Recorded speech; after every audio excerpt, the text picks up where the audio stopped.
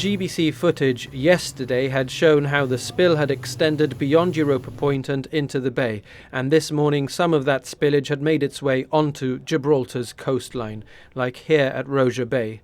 The oil spill response team reviewed the whole of Gibraltar's coastline.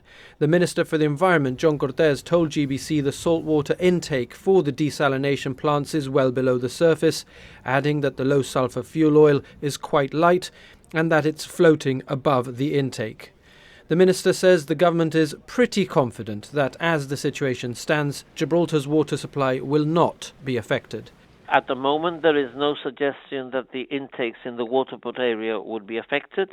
The intakes in Little Bay are being protected. There are sorbent booms in place already, and there are deflector booms that, if they're not in place as we speak, I know they will be in place very, very soon. And in any case, the intake of salt water for desalination at Little Bay is between 6 and 9 meters below the surface, and oil floats.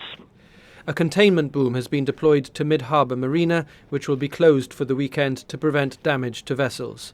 Red flags are flying at Camp Bay and Little Bay, and the Montague Bathing Pavilion will also be closed. There was a strong smell of fuel as we worked our way round to the stricken vessel on the east side. Some good news there, as the pumping of the diesel was successfully completed. Around 5 tons remains in the engine room tank, though, in order to enable the vessel's own machinery to continue functioning. It's been a difficult week for all involved. Important for morale to take a quick moment to celebrate each win.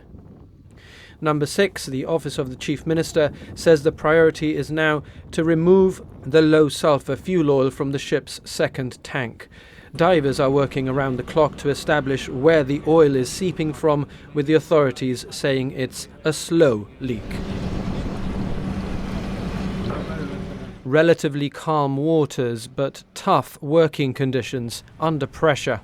Piecing together the puzzle of how best to respond isn't easy when there are so many moving parts.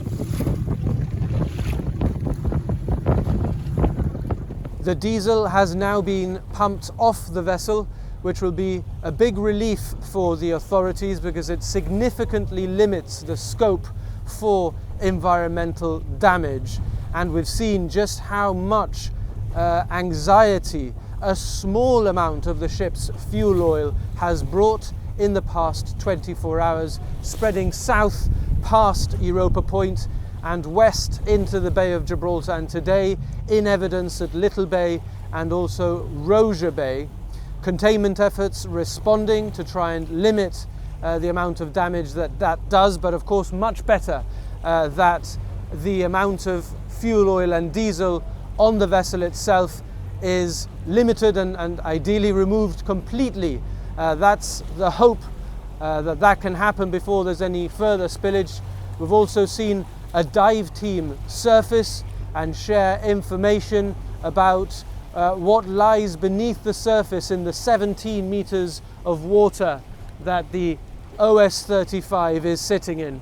We can smell the fuel and see it contained within the boom that the bulk carrier has immediately around it, and we can also see the hard work from the private contractors and government authorities just outside or just beyond the ship itself, as any further minor spillages are cleaned up as effectively as possible. And the view from the top of the rock giving us that key perspective on how the containment efforts are unfolding. The story of the OS-35 itself not yet fully told. We don't know the extent of the environmental damage that this accident will have, but certainly what is clear today is that the hard work to limit that continues. Stiamo appunto adesso una ballata